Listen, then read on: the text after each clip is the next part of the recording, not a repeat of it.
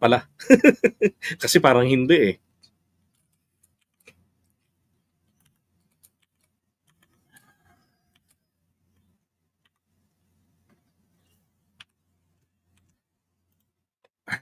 Oh my God. Eto, nako mga kababayan, nakakatawa to. Bato hindi po. May abogado yan eh. Dapat sabihin sa kanya eh. Di ba? Sabihan dapat siya. Okay, Eliocana ako, pero di ko iboboto si Manang. Nainisip ko yan, anong Eliocana? Akin ko lang, Elio. La Union. Okay, Elio. Eliocana, now I know. Di ba? Yung mga taga Isabela kaya, ano kayong tawag nila sa kanila?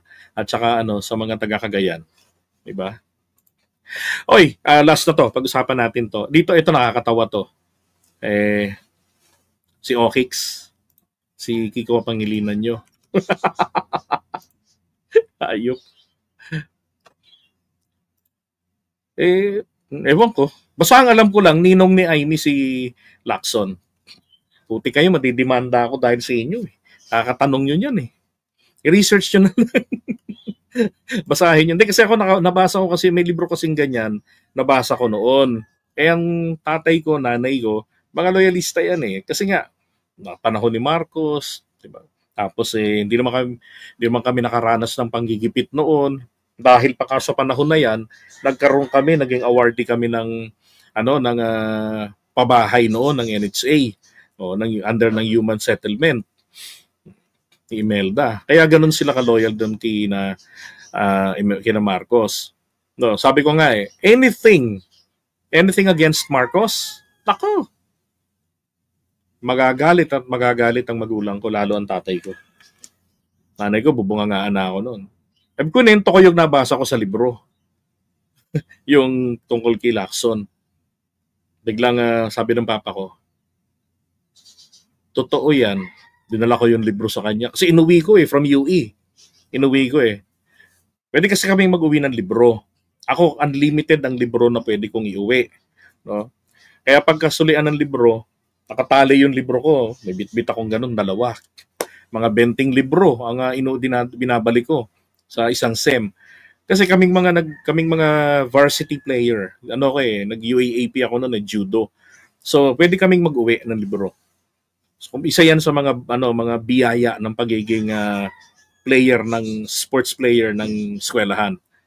So, pinakita ko sa kanya, totoo yan. Ang cute nga ng ligawan niya nila ni Marcos, sabi niya. Pero yung kay Lacson, ganito na lahat yun. Meron pa nga iba nagkagusto kay Imelda. Talagang ganda ni Imelda, sabi nila. Ang ganda talaga ni Imelda. Meron pang presidente dati na nagkagusto rin dyan. Tapos si Ninoy din.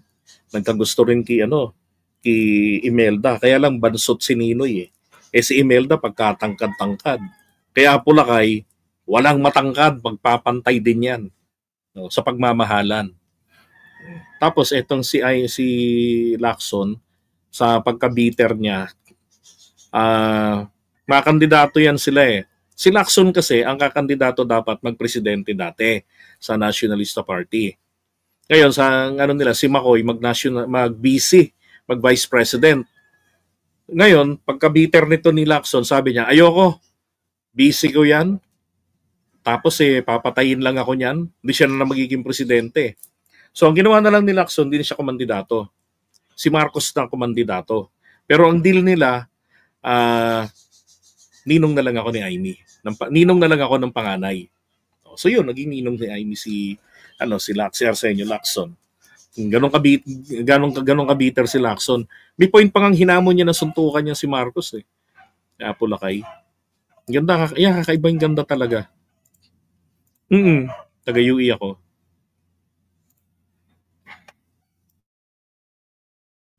Ngayon, ang ganda na ng eskwelahan natin, Ang ganda na, grabe.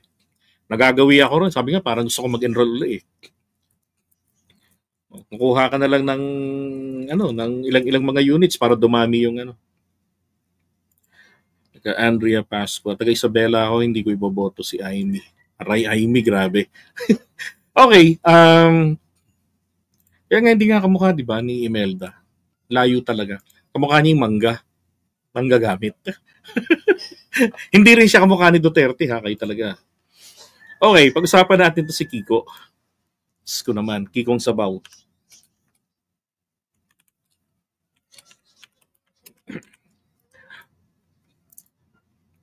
Alright, magandang good morning sa inyo mga kapatid. Pag-usapan natin si Kikong Suka. Bakit ho Kikong Suka o Kikong Sabaw? Siyempre, para ho iboto ng mga tao, 'di ba? Nako, grabe naman yung nito, grabe naman yung ginawa niya. Meron ho kasi isang vlogger na diyan sa parte ng Pampanga na pag pumunta ka sa bahay nila, sa kanilang farm, libre ho ang almusalan. No. Kaya lang, naalala nyo dati, pinagtatawanan natin yung katulad ni na Bam, na nagmamason. Putik na, bakit ka magmamason? Eh, hindi ka naman mason. Kumakandidato kapag ka senador. Di ba? Tapos si Mar Rojas dati, umiinom sa pinggan. Tapos kumakain sa baso. Nako, eto hong si Kiko, hindi naman po ito naglambitin sa puno ng saging. Ay, eto ho yung video yung ginawa nyo. Yan. Hayop kumain sa takip ng kaldero. Diyan ho sa lugar na yan, meron hong maraming pinggan dahil nga po libre ang paalmusal diyan palagi. So, pag pumunta kayo ng maaga sa farm niya ng vlogger. So, nag-pedal bike din si Mar Rojas. 'Di ba? Nagbitbit ng sibuyas diyan sa farmers market. Kung di ko nagkakamali noon, hapon yata nga ginawa 'yun. Kasi ay ang bahay niya malapit Diyan lang sa Diyan lang siya sa tawag dito, farmers, yung tabi ng yung may mga sabungan, may mga manok na panabong diyan. Doon lang naman siya banda Ngayon, yung farmers, doon sa may farmers lang siya nakatira. So, sa tapat ng farmers market ginanap 'yun. Yung nagagaganong-ganon. So, akala ko ngayon wala nang ganon.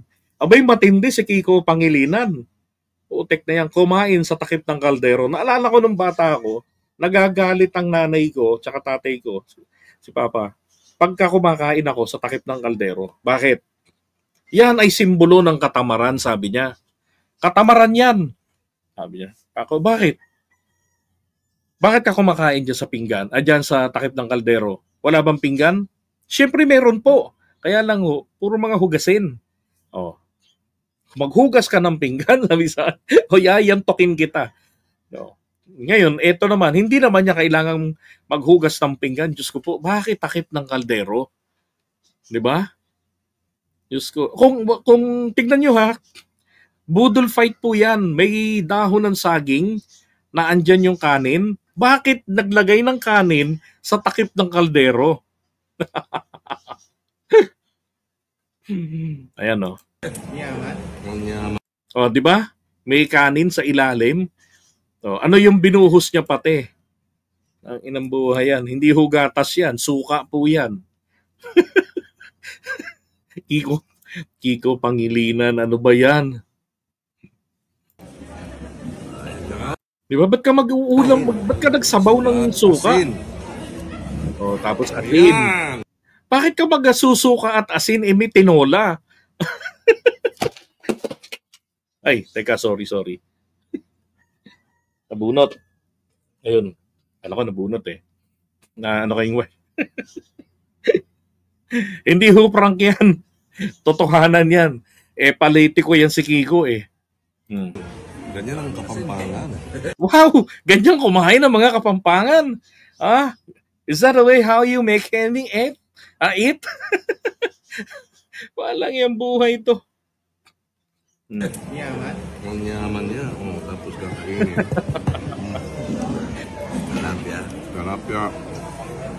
Talapia. Sabay sa talapia yan. Sabay sa talapia yan. Tilapia po. Sipin nyo, may tinidor may kutsara, nagkamay sa takip ng kaldero. Mabuti pa sana, ginawa niya, tumayo siya sa gilid. May fish farm dyan mga isda. Tapos kumuha siya ng ano, lang yung Kiko ito. Ito rin, yung sibas, kapahap. Mahap yan. Ayun. Sarap yan. Ang sarap. Diba? Wala nang plato, no? Kasi meron naman dahon ng saging. Langya. Sabi naman nila, sabi ng sinata ko rito, gatas daw ng kalabaw yon. Okay, kung gatas man ng kalabaw yon, sige, granting, gatas ng kalabaw. Okay? Pero tama, ayan o, gatas daw ng kalabaw. Okay, granting, gatas nga ng kalabaw. Kunwari gatas siya ng kalabaw. Pero bakit kailangan maglagay ka ng kanin sa kaldero? Di ba? Pwede ka namang humingi ng cups, yung mangkok na maliit. Paglagyan ng gatas, tsaka ng kanin. At kutsarahin. Hindi yung kakain ko guts. Ako naman gawain ko ng bata ko yung gatas na malapot ng Alaska. Isinasabaw ko sa kanin ko yan. Pipisa-pisain ko, dudurugin ko yun. Di lalabnaw yung gatas sa kanin. Naku, napakasarap pong kainin nun. Grabe, sarap. Palamang ko rin sa tinapa yun. Pero hindi po ako kumain sa takip ng kaldero kung meron naman kaming pinggan. Para lang ito maipakitang makamasa. Yun lang yan eh. Asin. At asin. Ayan. Pero in fairness, wala na yung itim niya rito, ni Kiko. Ang yaman niya. Nakakahiyang pala yung pagkatalo sa pagka-vice presidente. Tilapia. Nalala ko na yun, Kiko Pangilinan, vice presidente. Ito rin, yung sibas, Mio, kapahap. Kiko Pangilinan, nagsabaw ng suka. At kumain pa sa takip ng kaldero. Samantalang meron silang dahon ng saging sa mesa at may kanin. Ay nako, may gali. Wala lang, napulot ko lang kasi to kanina ng umaga sa sa pangalan nito. Trip lang.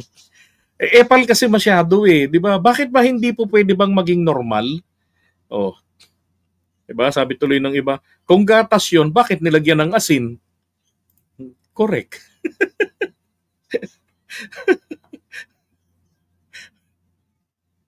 Yan ho yung mga epalitiko, mga kapatid. Hindi ho dapat binoboto yung mga ganyan. Diyos ko, dapat katulad nila, nina Abalos, di ba?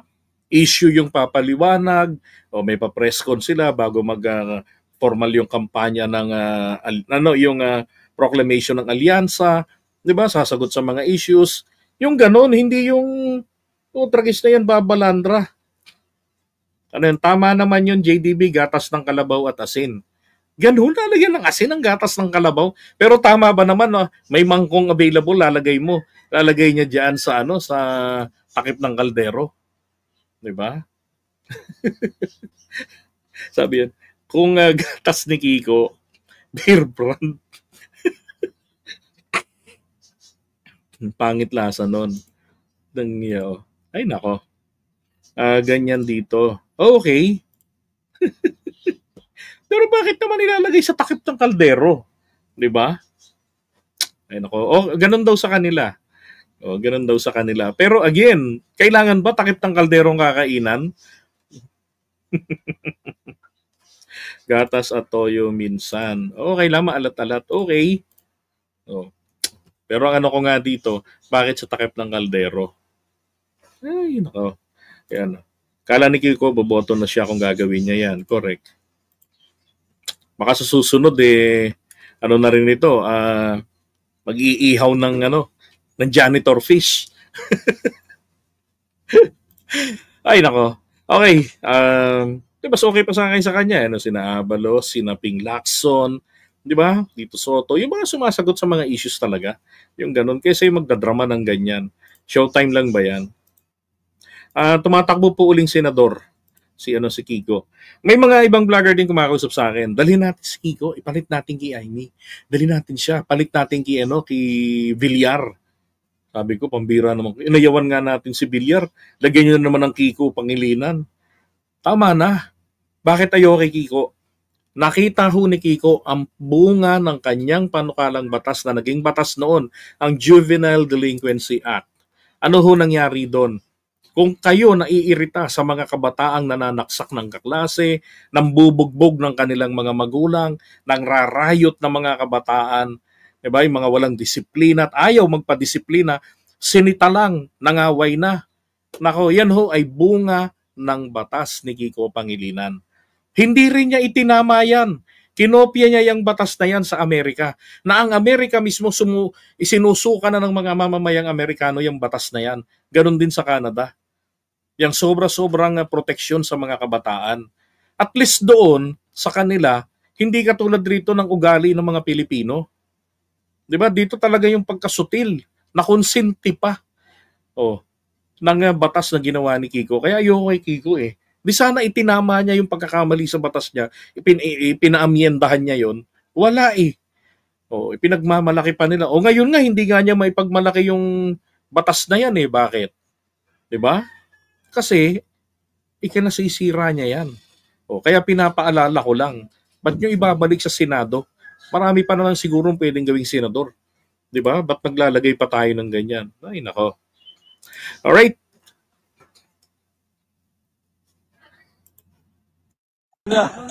Wala tayong magagawa, mahal mo na. Ay, nako. Harry Roque. Alis na nga dyan, Harry Roque.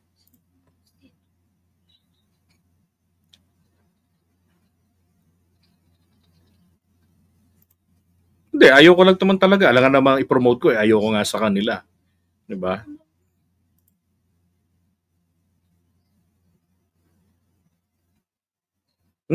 Kaya nga yan nga isa naging problema eh.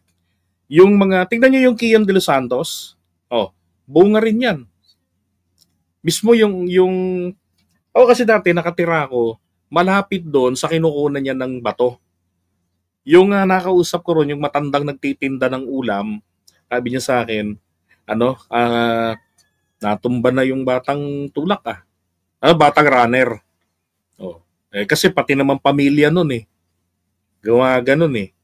Markado ng pulis. Yung mga pulis na humuli sa kanya, Diyos ko, nakamatsyag lang sa kanya, kaganon lang sila. Hindi nila magalaw eh.